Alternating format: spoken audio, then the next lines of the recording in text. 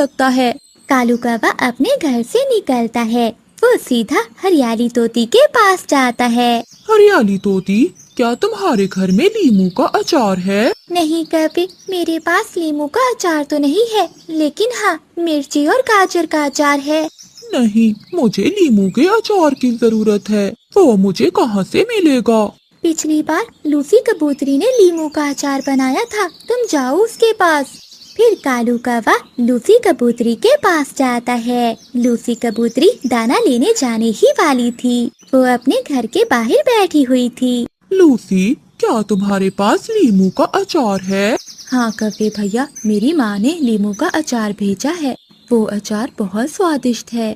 Lucy बहन, मुझे थोड़ा सा लीमू का अचार दे दो, मेरी पत्नी मांग रही है। कव्वे भैया ठीक है, मगर थोड़ा सा ही मिलेगा। ऐसा कहते हुए लूसी कबूतरी कालू कौवे को थोड़ा सा लीमू का अचार दे देती है। चलो अब घर से बाहर चलो, मुझे कुंडी लगाकर दाना लेने भी जाना है। कालू कौवा वो अचार लेकर वहाँ से चला जाता है और लूसी कबूतरी अपने घर की बाहर से कुंडी लगाकर दाना लेने चली जाती है। ये लीमू का अचार तो बहुत स्वादिष्ट होगा। कौवे के मुंह में पानी आ रहा था। कालू कौवा अचार खाने लगता है। लीमू का अचार इतना स्वादिष्ट था कि कालू कौवा अपने आप को रोक ही नहीं पाता और सारा अचार खा जाता है। ये अचार तो बहुत स्वादिष्ट था। अब मैं अपनी गोरी पत्नी के लिए कहाँ से अचार लेकर जाऊंगा? हाँ, मैं कबूतरी के घर से बाकी सारा अचार चोरी कर लेता हूँ। फिर कालू कौवा इधर उधर देखता है और लूसी कबूतरी के घर में घुस जाता है। वो घर में जाकर अचार का डिब्बा ढूंढने लगता है, जो थोड़ी ही देर बाद कालू कौवे को मिल जाता है। मिल गया, मुझे लीमू का अचार मिल गया। कालू कौवे ने अभी अचार के डिब्बे को पंख ही लगाया था कि पीछे से लूसी कबूतरी का पति कबूतर वहाँ आ जाता है।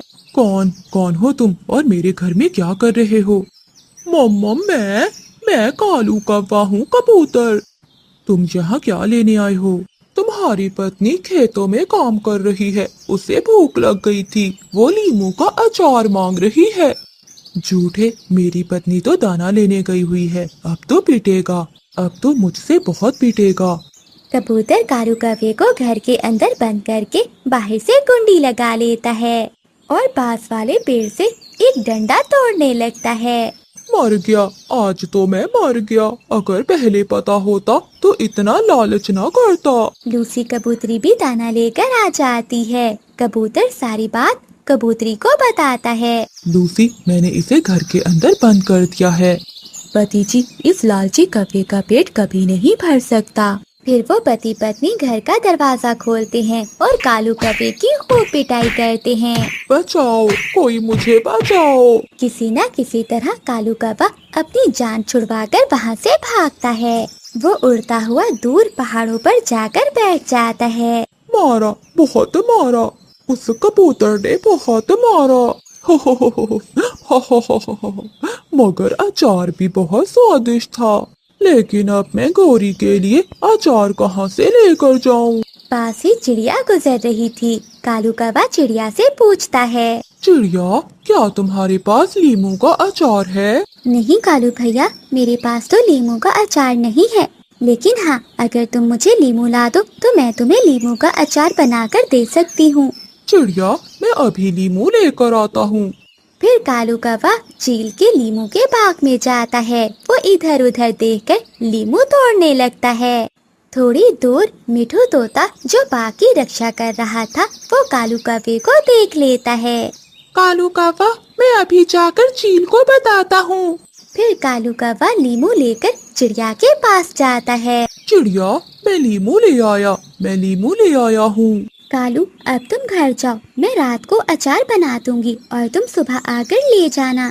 चिड़िया, लीमू का अचार ऐसा बनाना कि मेरी पत्नी खुश हो जाए। फिर कालू कौवा घर चला जाता है। कहाँ है कालू जी, मेरे लीमू का अचार कहाँ है? गौरी, मैं लीमू चिड़िया को देकर आया हूँ, वो तुम्हारे लिए लीमू का अचार बना रही है। और ये तुम्हारे पंख पर क्या हुआ है? कालू कौवा बात छुपा लेता है कि वो तो कबूतर से पीट कर आया है। कुछ नहीं, वो बस कांटा चुभ गया था। अगले दिन रानू चिड़िया लीमू का अचार बना देती है। कालू कौवा सुबह सवेरे आता है और वो अचार लेकर वहाँ से चला जाता है। कालू कौवा घर जा रहा था कि रास्ते में चील और मिठू तोता आ जाते हैं। चील दी यही है वो कौवा जिसने कल आपके बाग से लीमू तोड़े थे। कौन? मैं नहीं हूँ वो कौवा। कहाँ है?